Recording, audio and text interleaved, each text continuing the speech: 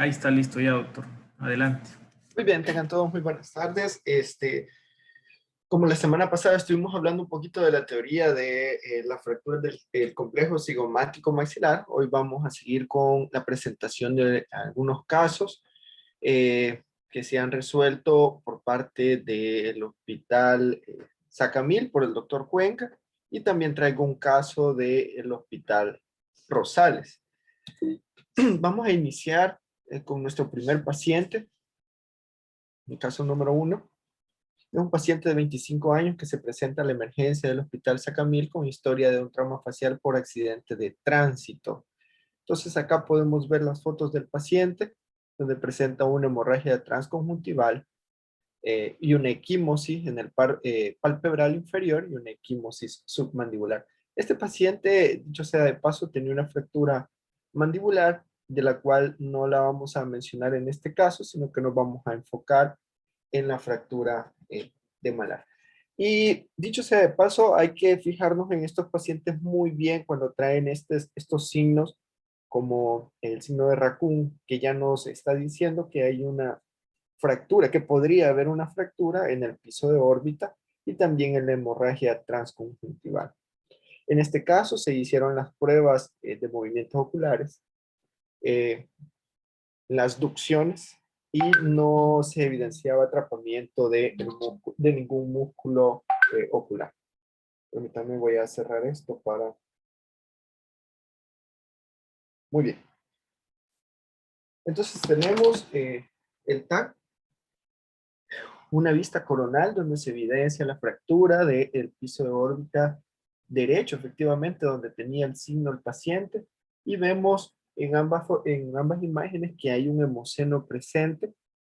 No hay, bueno, hay una leve desviación del septum, pero al parecer no se asociaba a la fractura del trauma, y sí hay una leve herniación del contenido periorbitario, de la grasa periorbitaria. Entonces vemos una imagen más limpia, ya propiamente ósea, donde vemos parte de la pared, parte del piso de órbita levemente conminutado, desplazado hacia el seno maxilar. Podemos ver aquí en un corte axial, donde tenemos la fractura de la pared anterior del maxilar y el hemoceno que se evidencia, ¿verdad? También tenemos una fractura de la pared lateral de la órbita en el pilar frontocigomático. Está levemente desplazado. Evidenciamos aquí en el TAC de reconstrucción, que va a ser muy importante, eso sí, para tener una mejor planificación ya quirúrgica. Ya nos da una mejor idea de cómo lo vamos a abordar, teniendo en cuenta todas las fracturas que ya habíamos estudiado con los otros cortes propios de evaluación de este tipo de lesiones. Entonces vemos de que aquí no está, la pared lateral no está desplazada, sí está desplazado el piso de órbita y el reborde infraorbitario. Tenemos aquí fractura de la pared anterior maxilar también. Entonces con este paciente se procede, no tengo las disculpas del caso, no tengo las fotos intraoperatorias, pero se procede por la herniación de la grasa periorbitaria a colocar una malla en el piso de órbita, una placa de titanio de bajo perfil en el reborde infraorbitario, y la fijación en los dos puntos extra, ¿verdad? Entonces se fijaba en 3 puntos, en el pilar, como bien dice el lado, en el pilar frontocigomático, en el pilar maxilomalar y en el reborde infraorbitario para tener estabilidad. Entonces podemos ver al mes de evaluación que el paciente no tiene distopía ocular y no tiene asimetría tampoco, que es de lo más importante, ¿verdad? La movilidad ocular está bien, entonces, y la apertura bucal está bien, así que podemos decir que es un éxito. Pero hablando un poco más de lo que nos habíamos quedado en la clase, traigo un tema un poquito de discusión. Me pareció interesante sobre hablar ya con casos clínicos, cuántos puntos tenemos que fijar. En la clase anterior hablamos de cuáles puntos debíamos fijar primero y la importancia de cada uno de ellos. A manera de resumen, en el pilar frontomalar, ese nos va a servir para establecer la dimensión vertical del paciente. Y el pilar maxilomalar para definir la orientación horizontal del paciente, perdón, la proyección, perdón, horizontal del paciente, para obtener con el pilar maxilomalar este resultado, esta simetría. Obviamente, cuando son dos puntos y no está muy desplazado, se puede obviar este tercer punto, según los artículos que yo presentaba en mi clase anterior. Pero aquí hay un pequeño problema según ciertos autores. Este no fue el caso, porque aquí se puso una malla de titanio. Y vemos que, fijémonos cómo fue un éxito esta cirugía, porque no hay distopía, que es la principal alteración que vamos a tener al no fijar este punto del que quiero hablar. ¿Y cómo se contradice acá? Porque hablemos de el Journal de Cirugía Maxilofacial del 2019. Hace un metaanálisis y una revisión sistemática alrededor de 800 pacientes y da como conclusión de que si la fijación de dos puntos da bastante estabilidad en un eje axial y un eje horizontal. Pero sí es superior 3 puntos de fijación, pero también se tiene que evaluar caso por caso en el que el cirujano decide fijar o no fijar, porque menciona este journal en ese año de que hay que evaluar el costo extra del paciente, el tiempo operatorio, el riesgo de la infección de alguna herida operatoria, etcétera.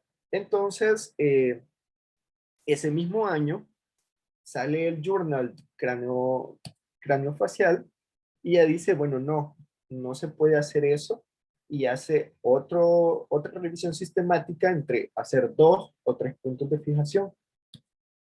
Entonces, ellos ya mencionan un poquito más la biomecánica de este tipo de fracturas, porque si bien es cierto que el Journal de Cirugía Maxilofacial y Oral mencionaba ejes de rotación y traslación, ellos decían, con 2 puntos, bueno, sí se puede, siempre y caso hay que evaluar caso por caso, y están en lo correcto.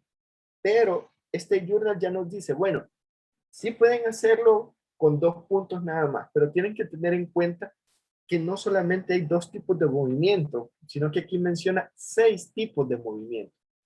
Rotación y traslación, y cada uno de ellos va a tener un eje, en su eje va a rotar X, Y, Z. O sea, traslación va a tener 3 tipos de movimiento más, y la rotación va a tener 3 puntos de movimiento extras. Entonces dicen, realmente no es buena idea colocar 2 puntos, sino 3.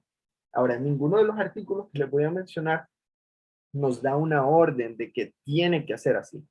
Solamente da la sugerencia.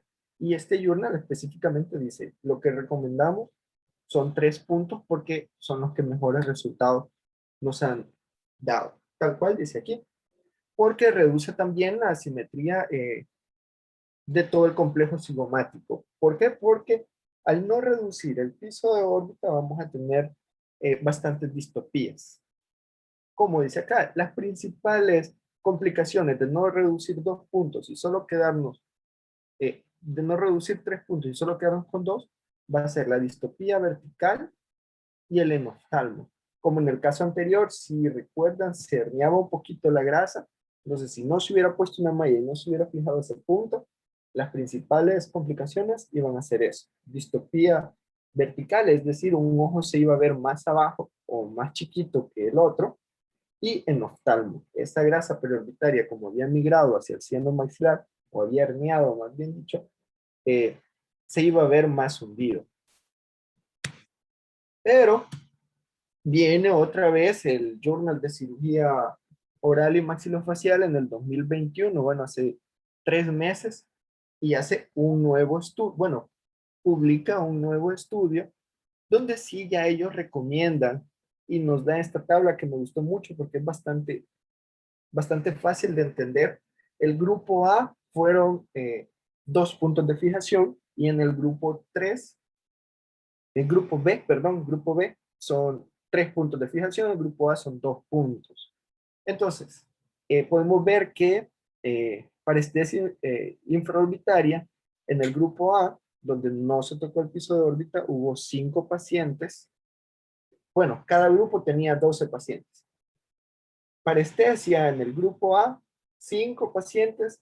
Cuando se evaluó el paciente, posoperatorio se mantuvo esos 5 pacientes y a las 5 semanas después la parestesia infraorbitaria persistía. En cambio, en el que sí se fue a abordar el ring infraorbitario, presentó una parestesia inmediatamente posoperativa, pero que a las 5 semanas el paciente ya no lo tenía.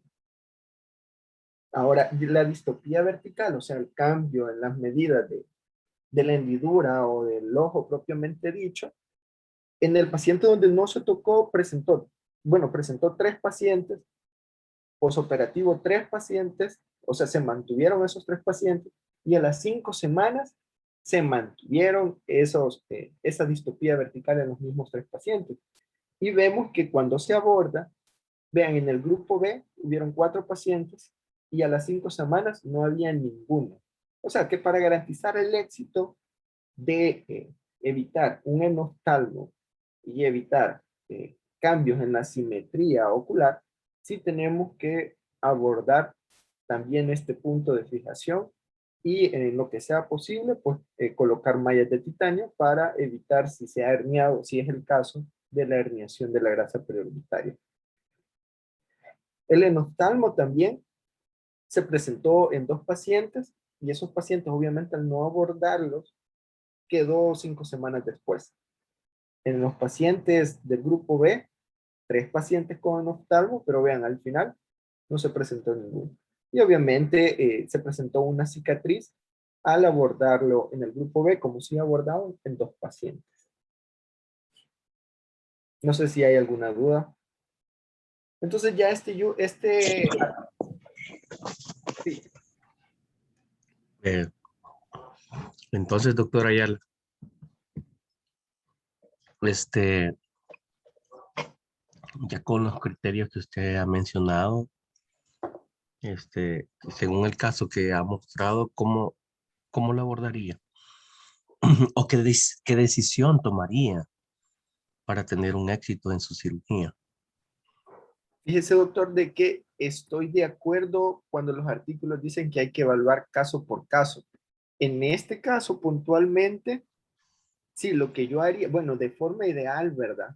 En un mundo Ujú. ideal, sí poner una plaquita de, una malla de titanio en el piso de órbita intraoperatoriamente al, al reducir esa fractura, tratar de Ujú. elevar todo el piso de órbita. Incluso ya he visto que se puede hacer que como está fracturado la pared anterior del malar, a veces desde ahí se puede empujar toda la grasita que se ha herniado y elevarla. Y ahí colocar una malla de titanio Ujú. para que no vuelva a bajar esa grasita y fijar ese punto. Inmediatamente, al fijar ese punto con 2 tornillos, ahí hay que hacer una prueba de deducción para ver si uno realmente eh, quitó la encarceración de algún músculo, principalmente del oblicuo inferior. ¿Cómo vas a hacer la prueba de deducción? Bueno, con una pinza con garra, una pinza Hudson con garra, usted eh, agarra la esclerótica y lo mueve el ojo. Entonces el ojo tendría que moverse con toda libertad. Si el ojo Ujú. no se mueve hacia arriba, quiere decir que hay una encarceración ahí. Y el abordaje quirúrgico que tú ocuparías. Fíjese, doctor, de que ahorita traigo otros artículos de eso principalmente. No sé si Ajá. quiere que me adelante o No, esperamos a llegar a lo. este, pero según el caso que has presentado, ¿cuál sería tu abordaje quirúrgico? Porque me interesa saber el criterio que ya te está formando. Eso es lo que yo quiero saber. Sí, doctor, fíjese que aquí a mí me hubiera gustado hacer un transconjuntival. Ujú. Ajá, ¿Por qué? pretarsal. Porque fíjese que cuando se hace una cantotomía lateral, normalmente si se hace así, no nos va a dar espacio para colocar una malla y hacer todo lo que le he mencionado, pero sí Ajá. da más espacio con la cantotomía lateral, podríamos llegar incluso a la pared lateral y abordar las dos fracturas al mismo tiempo. Y como Ujú. le menciono aquí, los artículos que vienen hablan de que bueno, algunos autores dicen que tendría que ser el primer coge y ya les voy a hablar por qué. Sinceramente, doctor, la subciliar me va muy bien y no veo que deje ninguna cicatriz, pero al parecer, según un par de estudios ahí, es mejor la transconjuntival con cantotomía lateral en este caso. Ok, gracias. Gracias a usted, doctor. Quería comentar con relación a los artículos. ¿Puedes ponerlo el anterior?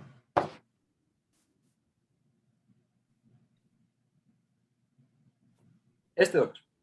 Ajá. Son dos los que has presentado. Tres, Ajá, el otro es... Ok. perdón, este es uno. Este Ujú. es el segundo. Hay uno de craneofacial y dos de la Jones. Ah, ok. Sí, me parece bien mencionar la revista donde fue publicado, pero yo solo recomendaría que haga énfasis en los autores, quiénes son los autores, bueno, si son maxilofaciales o son cirujanos de cabeza y cuello o son cirujanos plásticos, es interesante saber eh, su especialidad.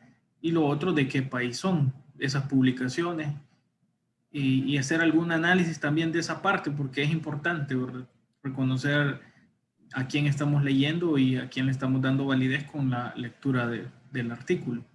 Así que nada más recomendar eso y en los que vienen tal vez hacer mención al respecto. Por ejemplo, este de la India. Sí, Y no sé si son cirujanos maxilofaciales, son plásticos o son cabeza y cuello. Entonces es interesante porque de eso depende también la perspectiva que ellos tengan a los diferentes manejos y abordajes quirúrgicos. Así que esa es la recomendación nada más, doctor. ok, gracias, doctor. Fíjese que yo encontré bastantes artículos, pero no me había fijado en eso. Sinceramente, yo puse estos por el nivel de impacto que tienen estas dos revistas, que a mí me parece que son de las más. Y entonces me pongo a pensar, si publican en estas revistas es porque tienen un buen nivel de estos autores, pues, pero no me había percatado de eso, doctor. Yo creo Pero, que es un dato importante porque genera más interés todavía. ujú, sí, tiene razón. Ok. Los dos artículos eran del 2019 y el último que era del 2021. Me pareció. Bueno, caso clínico número 2. Bueno, se presenta a la unidad de emergencia por un golpe contuso en mi cara izquierda. Paciente de 43 años. Se presenta a la emergencia del Hospital San Camilo, operado por el doctor Cuenca también. Entonces podemos ver que este paciente sí tiene una distopía vertical. Si alcanzan a ver el ojito, se le ve, no solamente se le ve la hendidura palpebral, no solamente se ve más pequeña, sino que se ve un poco más abajo. De hecho, que cuando yo estuve en anestesiología y veía operar a los cirujanos plásticos que a veces metían este tipo de fracturas, veía que ellos hacían bastante hincapié en medir cuánto en el propio paciente tenía una subregla y medían cuánto de largo tenía la hendidura y cuánto de alto, como para quirúrgicamente dejarlo medir al final cómo había quedado la reducción para ver si quedaban en el mismo tamaño. Un dato interesante. Entonces vemos la reconstrucción facial. Disculpen por la foto, no está bien definida, pero Pasar a lo radiológico, si puede, nada más una consulta. Bueno, está el doctor Lozano, no sé si ya terminó, está doctora Guerrero y doctora Pontes. El que pueda contestar. El doctor menciona distopía vertical. Eso significa que hay otro tipo de distopía también, porque está especificando. ¿Cómo se diferenciaría cada una o cuál es la clasificación cuando mencionan distopía vertical? ¿Es porque hay en horizontal?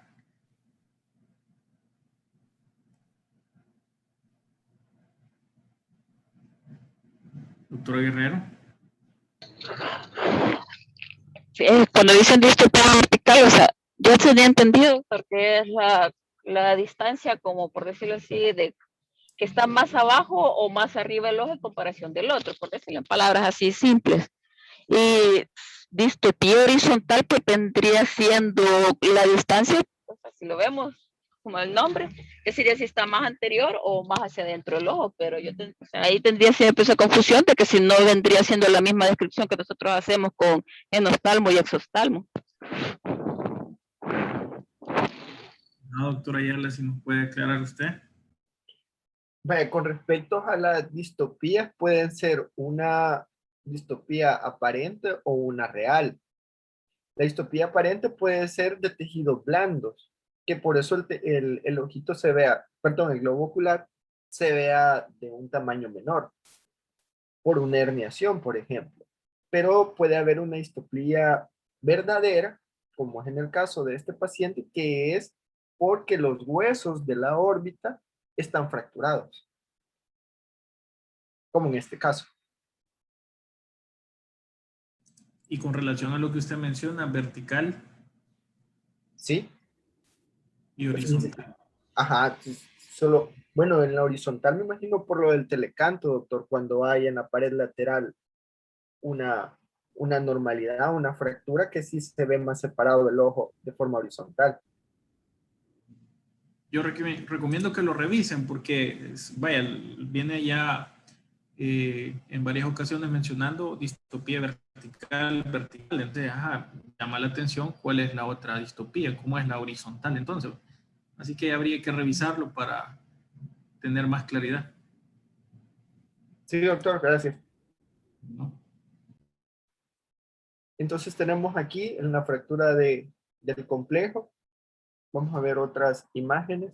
Aquí podemos evidenciar en la primera una fractura de la pared anterior del maxilar con un hemoceno. Y en la segunda vemos que también un leve desplazamiento de la pared lateral de la órbita. Yo recomiendo en estos casos, no es lo ideal, eso sí, pero sí podríamos tener una idea de los músculos orbitarios cuando hay alguna compresión o alguna encarceración, mal dicho, atrapamiento de los músculos por un caso que vamos a presentar, pero en este caso vemos una continuidad bastante buena del músculo recto lateral. Entonces, ya evaluando, buscando las mejores imágenes para piso de órbita, aquí vemos una herniación del tejido orbitario hacia el seno maxilar.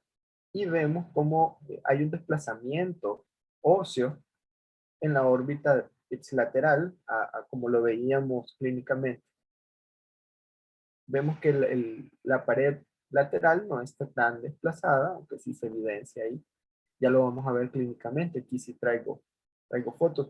Y un dato curioso es que, bueno, tiene realmente fractura de la pared anterior, pero aquí no se evidencia tanto lo que es el hemoceno.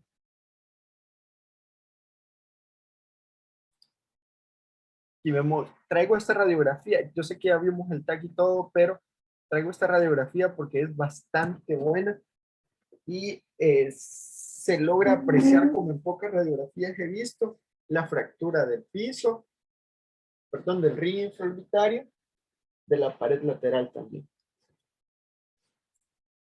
Entonces tenemos acá ya alineadas, ya con la reducción realizada de las fracturas.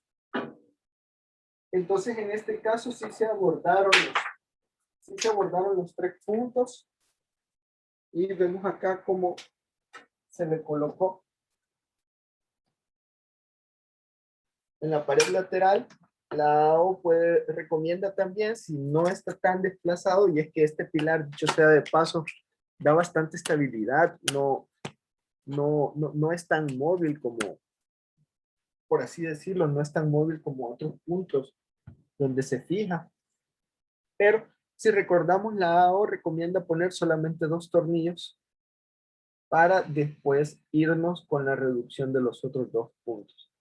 Entonces, disculpen por la foto, pero aquí siempre se recomienda una placa en L, tal cual se realizó en el paciente.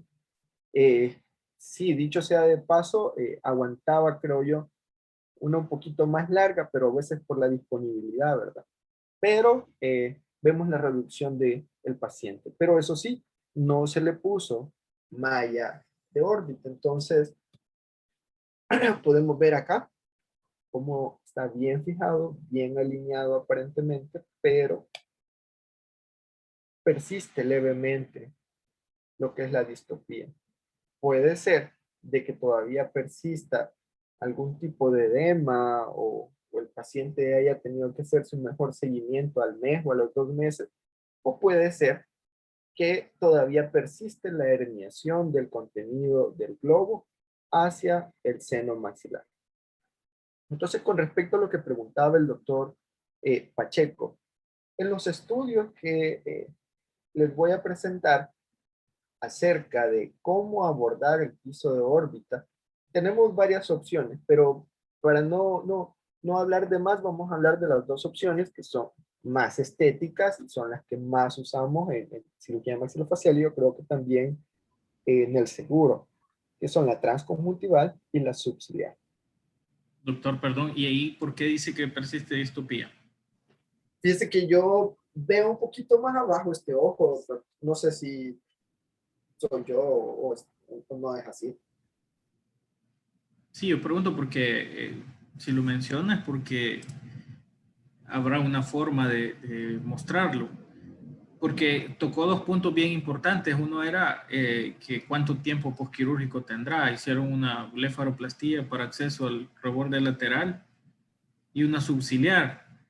Entonces, habría que ver qué tanto está afectando en este momento el edema posquirúrgico y cuánto tiempo. Esa foto, si no me equivoco, estoy revisando aquí mis archivos y es de 1 semana.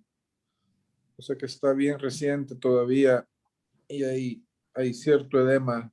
Podría ser más edema que de hecho distopía como tal. Pues. Sí, y la imagen está rotada, entonces hay muchos factores. Yo les digo porque, sí, me llamó la atención.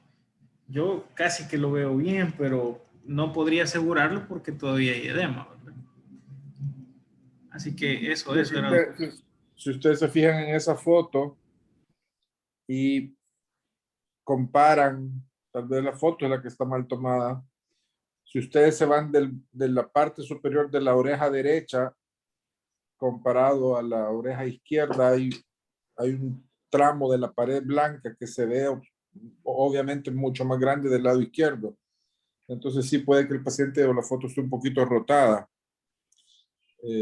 Porque las fotos clínicas de la cirugía se veía que estaba todo bien alineado.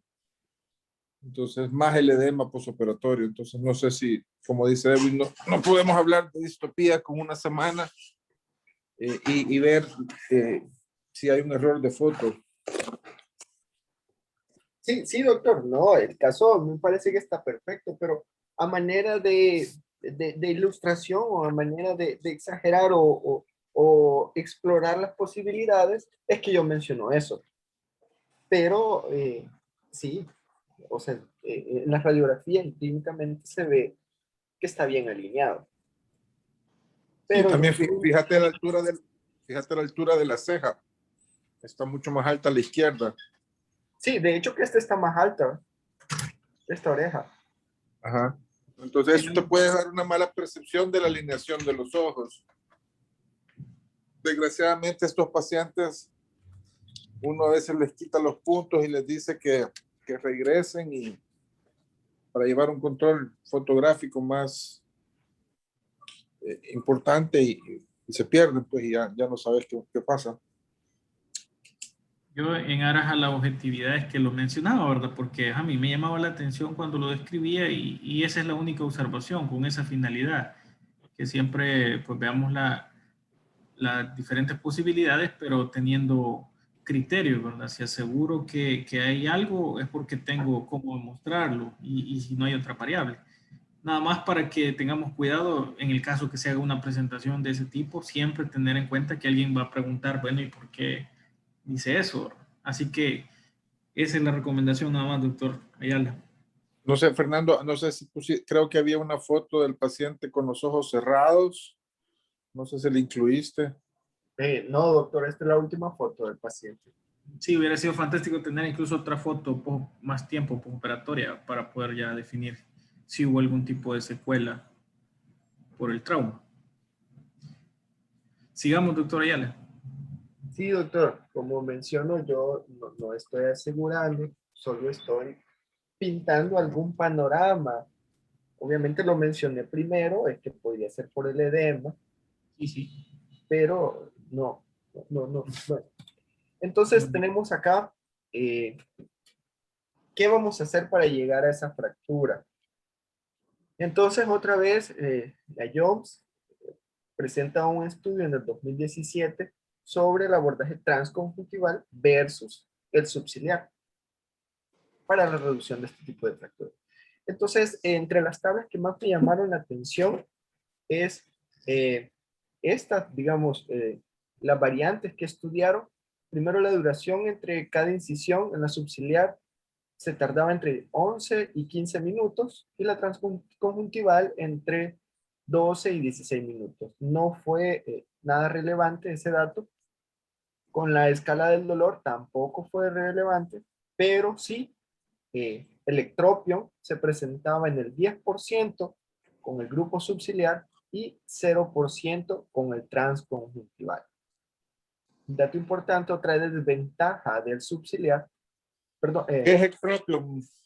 Le puedes recordar ahí a tus compañeros. O bueno, espérate, si está Mauricio, ¿tú sabes qué es ectropium?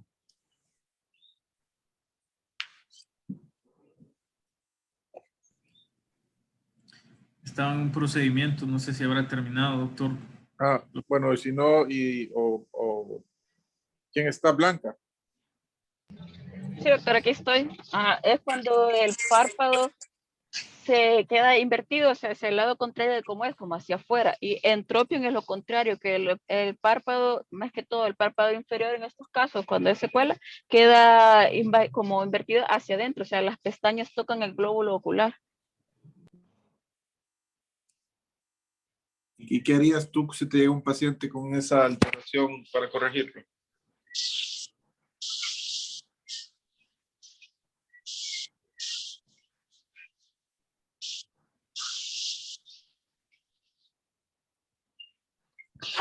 Blanca. Perdón, creí que estaba con el micrófono. Sí le digo que ahí sí le quedó mal, que no recuerdo ahorita el tratamiento, así, descripción específica. Fernando. Fíjense que como primer punto, terapia, doctor, fisioterapia. Mencionaban los estudios que la gran mayoría iba a resolver con eso. Si no te puedes meter a quererlo resolver inmediatamente, especialmente si acaba de ser el trauma, ¿verdad? Tenés que esperar que los tejidos todo vuelva a la normalidad y tienden pero a veces les puedes pegar una ayudadita quirúrgica.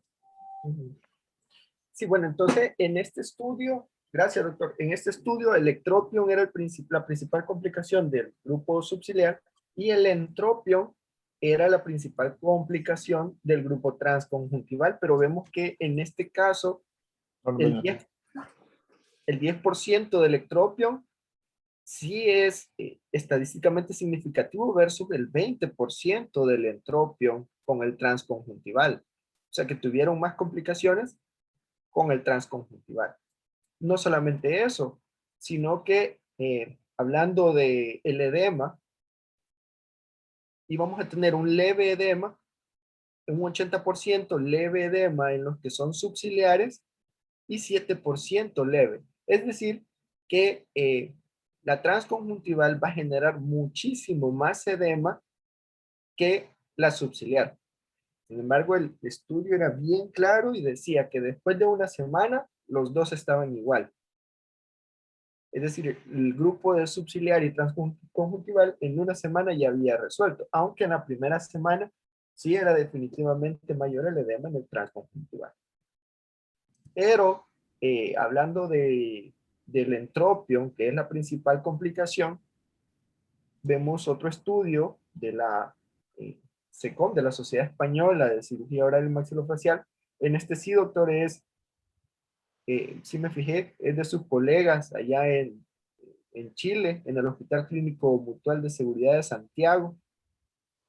Se hizo este estudio y a ellos decían realmente, hablaban muy bien del abordaje transconjuntival como primera elección en un trauma orbitario. Sí mencionaban lo que es el edema, pero sí mencionaban también las diferentes causas de que podían hacer este entropión, como un hematoma, edema del párpado. Entre los que más se hablaban era la retracción cicatrizal que había, sobre todo cuando se hacía cantotomía externa, cuando se hace una disección amplia del periósteo y por pérdida del tono muscular también. Pero traje esto por esto que le acababa de preguntar usted, doctor, que dice si se procede la retracción postoperatoria del párpado inferior, o sea, si se da un entropión, debe manejarse de manera conservadora mediante ejercicios de cierre forzado de párpado y masaje agresivo, donde la gran mayoría de estos casos logra resolver. Y esta es una ventaja también que mencionaban, como el cierre sin sutura ahorraba bastante tiempo operatorio y ya que no se suturaba, la descompresión que había ahí, o sea, los tejidos libres, hacían que el edema bajara y hubiera un mayor drenaje linfático. Las conclusiones de este estudio es que las complicaciones se daban, pero era más que todo cuando habían traumas de alta energía, donde ya llegaba el paciente con un trauma en el párpado, y también cuando se hacía la extensión retrocaruncular y la cantotomía lateral.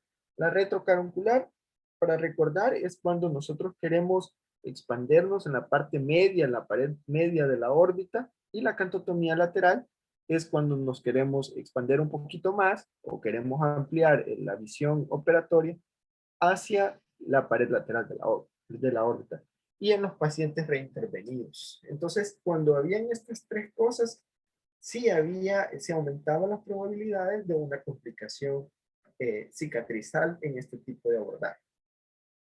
Entonces recomendaban este abordaje como primera elección en fracturas del complejo órbito-maxilar, especialmente para acceder al suelo de órbita y reborde intraorbitario. Daba también la ventaja que cuando se hace la cantotomía lateral, se podía llegar hasta la pared lateral, y cuando se hacía la extensión retrocaruncular, se podía llegar a la pared medial sin tener que hacer otras incisiones. El caso clínico número 3. Este caso clínico realmente todavía sigo pensando en él, y pasó hace como 6 meses. Un paciente que llegó al Hospital Rosales, a la unidad de emergencia, con historia de 4 días de sufrir un trauma por objeto contuso. Tenemos acá, el paciente llegó diciendo que le habían dado un leñazo. Entonces nada más, el paciente no tenía ninguna grada ósea, ninguna movilidad ósea en tercio superior, medio ni inferior, tenía buena apertura, tenía buena oclusión, pero el paciente, al mover el ojo hacia afuera, o sea, al hacer una abducción, no podía hacerla. Entonces le extraía este video haciendo pruebas de agudeza y abducción y deducción. Fíjense, ahí es donde no se ¿Otra puede vez? ver. Ahí va otra vez, vean. ¿Miedo? Ahí va. Bien. Listo. Vean cómo queda en ese movimiento el ojo. Pero vamos a ver, vamos a especular qué pasó realmente, porque yo todavía estoy especulando sobre este paciente. Tenemos los cortes coronales y vemos el lado izquierdo. Seguimos en los cortes.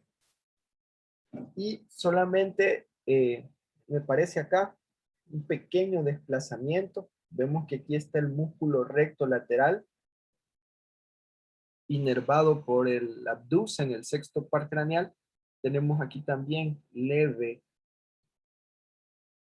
sugestivo a fractura realmente, porque no lo veo ni siquiera tan desplazado. Vemos el corte axial y aquí podemos ver, y esto es lo que les mencionaba, si no es lo ideal para ver tejido blando, pero vean esta variación en el músculo, en esta parte, cosa que no veo de este lado.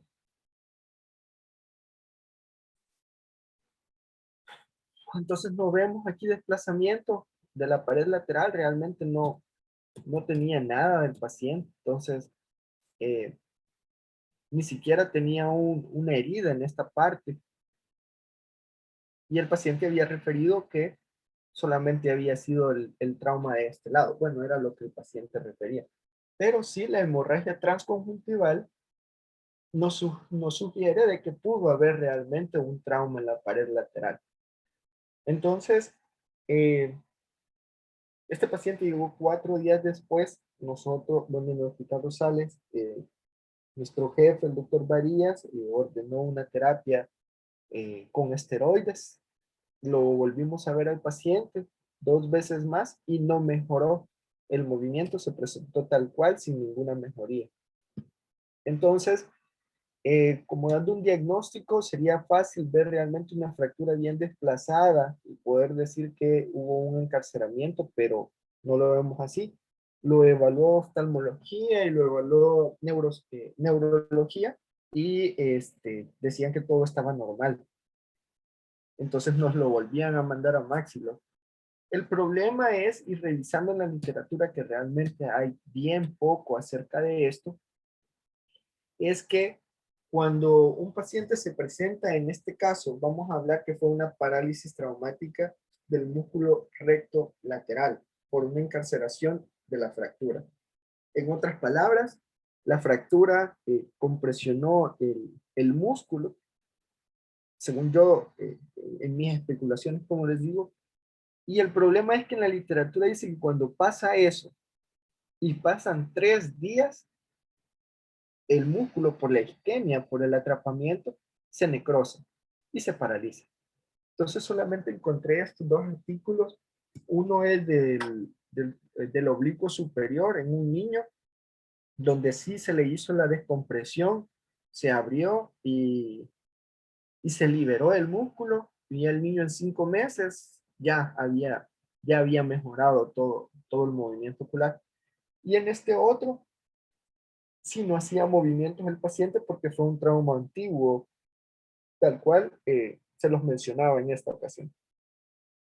Entonces el paciente, lo primero es que sí es una emergencia cuando el paciente llega con este tipo de ausencia de movilidad ocular, porque si no el músculo se va, por la isquemia se va a necrosar y ya no se va a volver a mover aunque nosotros le hagamos una cirugía. Estos artículos recomendaban también la administración de metilprednisolona 100 miligramos porque a veces puede ser también por el edema de la fractura, y con eso pues volver a reevaluar al paciente en 24 horas y si no mejorado, pues ya entrar quirúrgicamente, ¿verdad? Pero por desgracia el paciente llegó 4 días después y no pudimos tener éxito con. No sé si hay alguna pregunta, doctor. Ese caso es bien interesante, la verdad, pero es complejo de comprender. Quizás ahí, no sé si en la lectura que hizo, la revisión bibliográfica, había algo sobre diagnóstico, cómo diagnosticar que existe realmente un atrapamiento. Obviamente en la tomografía no es lo ideal, ¿verdad? Quizás para ver músculos a ese nivel pudiera ser la resonancia magnética. Y realmente, pues, creo yo que es un reto ahí hacer una buena revisión de la literatura, ver quién más ha reportado una situación similar y poder actuar, como dice el doctor, oportunamente. Fíjese, doctor, de que algunos artículos reportaban una neuritis óptica, pero no encajaba con el paciente porque presentan una pérdida de agudeza visual, los de la neuritis, y el paciente no lo tenía. Pensé en un síndrome del ápex orbitario, pero no podía ser porque tendrían que estar afectados otros músculos también. Neurología dijo que no era nada de ellos, tampoco como para decir que era algo a nivel central, pero sí está bien interesante. Y fíjense que a mí me da pena presentar esto de la revista cubana porque y es del 2010, pero no encontré sinceramente algo más nuevo y algo que me diera más como para venir a exponerle a ustedes. Pero sí, como usted dice, doctor, realmente es un caso bien interesante y complejo. Mm, ¿por qué te da pena presentar ese artículo de Cuba, verdad? Ah, porque es del 2010, doctor, y si se fija, pues todos los que he presentado han sido del 2019, 2021. Mm, ¿Sí? ajá. ¿Y cuántos has hecho tú? ¿Cuántos artículos? Ujú.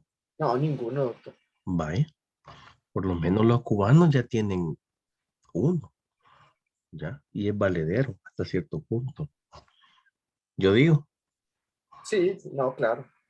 incluso te ha servido de presentación, entonces no te tiene que dar pena, ¿ya? Sí, claro. Sí, doctor. Ujú. Bueno, solo comentarte, Fernando, ¿cómo vas a corregir un enostalmo y una distopía? Fíjese que como Porque, mencionaba, porque, porque como te veo ya como un cirujano maxilofacial ya en potencia, ¿verdad? Entonces, por lo menos teóricamente, pienso que tenés que tenerlo en tu mente. Igual lo que dijo el doctor Cuenca, ¿cómo vamos a corregir un ectropio? ¿Cómo? Por lo menos la idea. ujú, sí, fíjese, doctor, de que ahí lo primero con fisioterapia. Y si no resuelve, pues ya sería una cirugía de tejidos blandos, como para tratar de alguna manera traccionar el párpado, si es un ectropio o lo que sea, porque si es un ectropio, Ajá, mencionaba que la cicatriz podría unirse, digamos, la esclerótica podría unirse, podría pegarse, y eso es lo que generaría que se traccionara el párpado. Entonces, a la hora de la cirugía sería de descompresionar o de ir a incidir ahí para liberar el párpado. Y si no, pues realizar una sutura en el canto interno o en el canto externo como para darle mayor estabilidad al párpado.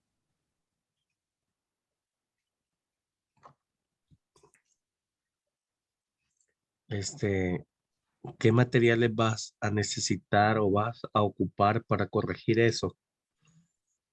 Digamos que te llega una cirugía a la clínica privada y vas a hacer eso, te vas a ganar unos $5,000, por ejemplo. Entonces tú tienes que tomar una decisión. ¿Cómo voy a corregir eso? Si en caso de un enoftalmo, ¿qué material vas a ocupar? Se refiere al material, A todas las opciones que puedas tener. mire, con respecto a la suspensión que yo veo más viable, sinceramente nunca he visto, doctor, pero usando un poquito ahí, sería para la suspensión un problema, doctor. Doctora Ayala, es que yo creo que hay dos cosas diferentes. Mencionaron Ujú. ectropio, mencionaron enoftalmo. Pero en el caso ya de un enoftalmo, dejando de lado el ectropium, creo que a eso se refiere el doctor, Correcto. Pacheco. ¿Qué es un enoftalmo? Eh, el enoftalmo, doctor, es cuando se desplaza el globo ocular hacia abajo, que era lo que mencionaba cuando el tejido periorbitario se va a herniar hacia el seno maxilar. Esa puede ser una de las causas. Ajá. Entonces, si es esa la causa, si esa era su pregunta, doctor Pacheco, pues realmente es ir a elevar ese tejido para que quede en la cavidad orbitaria y así tenga un soporte. Pero ¿cómo? ¿Cómo lo Realmente vas a hacer? el enoftalmo se puede dar por diferentes causas, no necesariamente el desplazamiento hacia abajo, doctor. El enoftalmo es como una depresión de la proyección del globo ocular. Ujú. Entonces, habría que ver diferentes factores. Primero, diagnóstico. y en base al diagnóstico el tipo de tratamiento, pero siendo el caso que fuera entonces por una fractura en blowout, veamos ahí entonces qué dice, pero sí me interesa que quede claro el concepto, bueno, oftalmo. Sí, doctor. Bueno, si es el caso de la herniación, como me acaba de mencionar, pues el tratamiento quirúrgico sería ir a reposicionar ese tejido, colocar como manera de sostén, porque me imagino, bueno, obviamente el piso de órbita estaría conminutado, estaría con una brecha de fractura bastante grande para generar la herniación.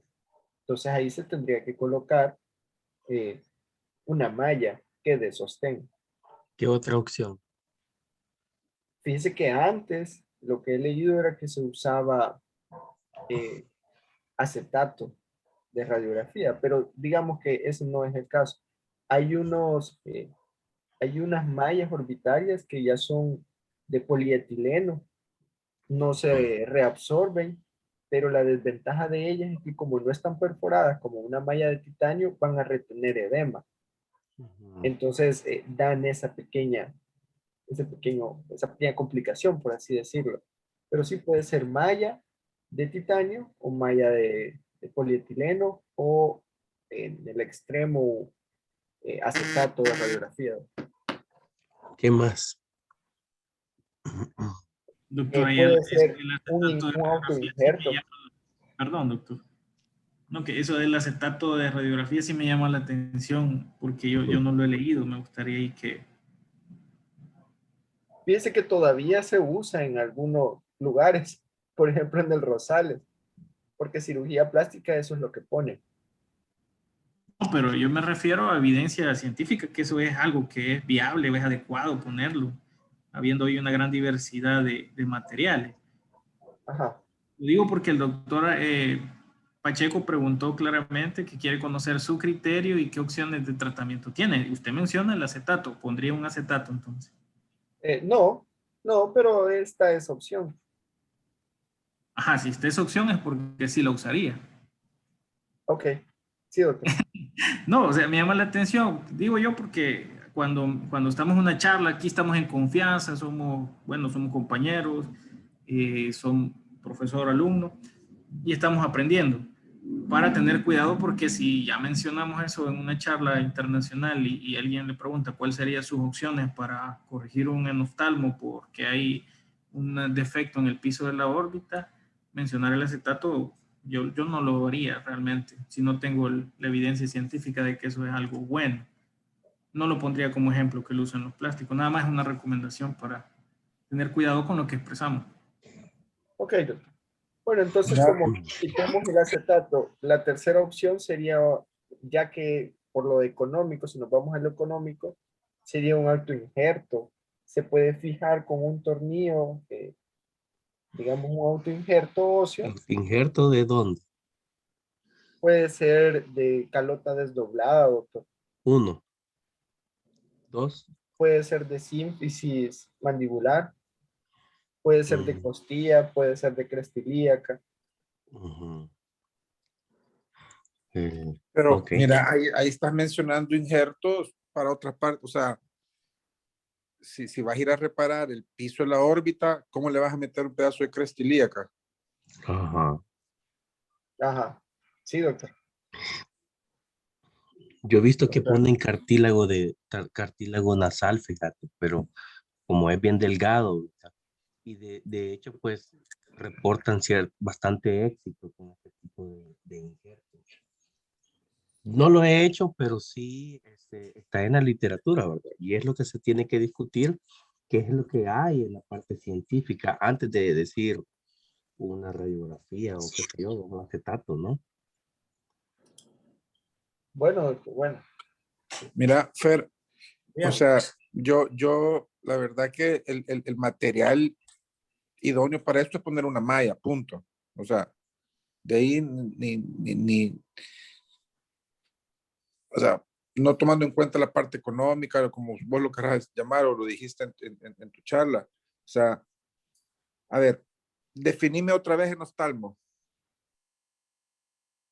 El enoftalmo es Es el desplazamiento del ojo hacia adentro, doctor. O sea, es un hundimiento del ojo, en la cuenca del ojo, por decirlo así. Sí, O sea, es lo contrario de exoftalmo. sí, doctor. Vale. Entonces, y esto generalmente se puede dar por una de las fracturas de las paredes de la órbita. ¿Correcto? Sí, doctor. Entonces, tu manera de repararlo es poner una malla de titanio. Esa es la respuesta que tal vez te está diciendo el doctor Ramírez, que si vas a exponer internacionalmente, eso es lo que tendrías que decir. No un acetato solo porque plástica lo pone. ¿Ya? O sea, no. Lo otro, ¿cuál es el problema de los injertos a nivel de la órbita? Que es muy difícil fijarlos. Y vos sabes que un injerto, para que funcione bien, una de las cosas que tenés que hacer es que quede fijo. Entonces, fijar con un tornillo un injerto óseo, aunque sea de la misma persona, es muy difícil porque las paredes de la órbita son bien delgaditas y además atornillar o perforar para después poner un tornillo ahí es sumamente difícil y sumamente peligroso, ¿verdad? Entonces yo creo que la mejor opción es la malla, una malla de titanio. Y con eso corregís tu problema. Ya, aquí en todas las fracturas de la órbita tenés que reparar la pared que está fracturada, que la mayor parte de los casos es la pared del piso de la órbita, porque conlleva a que el malar, parte de la estructura ósea que se fractura, dentro del malar parte es esa parte del hueso, ¿verdad? Del piso de la órbita. Entonces es muy sencillo. Tenés que ir a hacer en tu diagnóstico, ver si ese hueso está fracturado y repararlo, ¿ya? Una de las maneras para tener bien claro esa fractura son los cortes coronales que tú mostraste, y la otra también son los cortes sagitales, donde se puede ver claramente cómo el piso está desplazado hacia el seno maxilar. Muchas gracias, doctor. Entendido. Okay.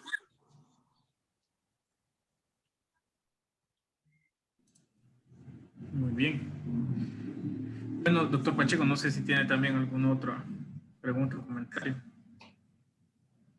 No, pues felicitar al doctor Ayala, pues se ha esmerado bastante en su presentación y eso se le aplaude, ¿verdad? Sus artículos. No es fácil estar preparando una presentación así. Y bueno, le hemos preguntado, las disculpas, doctora Ayala, pero en la discusión se aprende bastante, así como dice el doctor Ramírez. Hay que darle sentido a cada artículo y bueno, así es. Queremos verte ya como un cirujano maxilofacial, pues. Yo no escucho mucho, no que sé va si... bien. Muchas gracias, doctor. Gracias. Ah, bueno, perdón. No, ¿Sí? pero sí, gracias. Lo del acetato, pues, sí, tiene razón, una malla o un injerto. Muy bien. Bueno, el próximo viernes, por las charlas de R3, ¿verdad? Tenemos el tema ya con doctora Guerrero, si no me equivoco, Sí, doctora, sí. de manejo de trauma de órbita, precisamente. Sí, Así que ya vio cómo va a venir la discusión, doctor. sí, doctor, ya lo voy preparando. De hecho, sí, yo creo que es bueno enfocarse en el manejo inmediato y el manejo de secuelas, si puede llevar algún caso o tener también una revisión de artículos, porque es bien frecuente. Si no es manejado adecuadamente y oportunamente un caso de órbita, pues habrá que corregir secuelas. Sí, doctor, y de hecho, aprovechando que está ahí también el doctor Cuenca, si tienen algún caso de secuelas que ustedes hayan manejado, pues ahí sí me hacen el favor de pasármelo, porque eso sí no tengo, para presentarlo en la próxima clase, en la segunda parte. Muy bien. Porque sí estoy preparando uno con plástica, pero está todavía verde, ese como para pasarlo quirúrgico, entonces si tienen alguno que me hagan el favor, pues se los agradeceré mucho. Ok, doctor. Quizás para finalizar, solo mencionarles que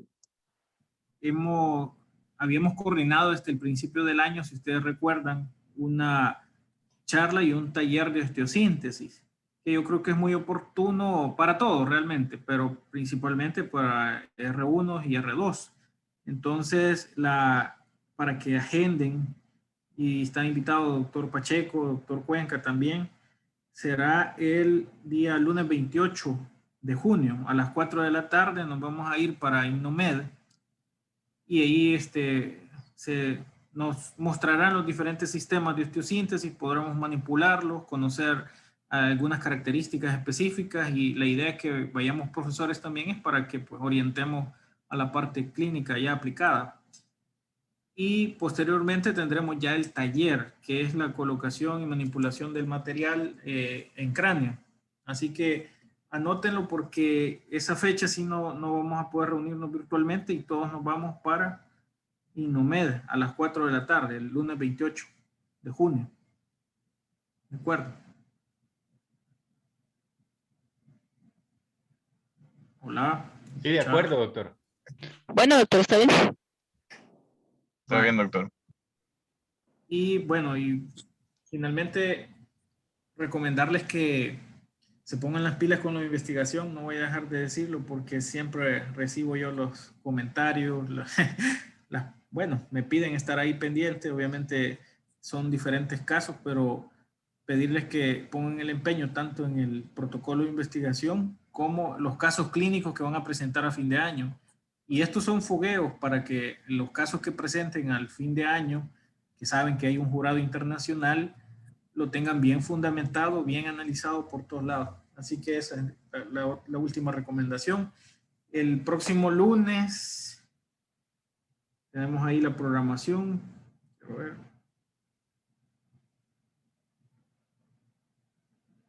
Ahorita les digo.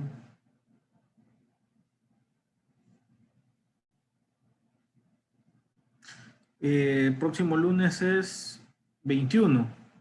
El doctor Lozano va a hablar ya sobre casos clínicos de pacientes con patología renal. Y el miércoles de la otra semana, el doctor Aponte con diagnóstico y tratamiento de terceros molares retenidos. Ese tema es bien amplio, doctor Aponte, pero trate de enfocar, obviamente, alguna situación controvertida. Bueno, diagnóstico es importante.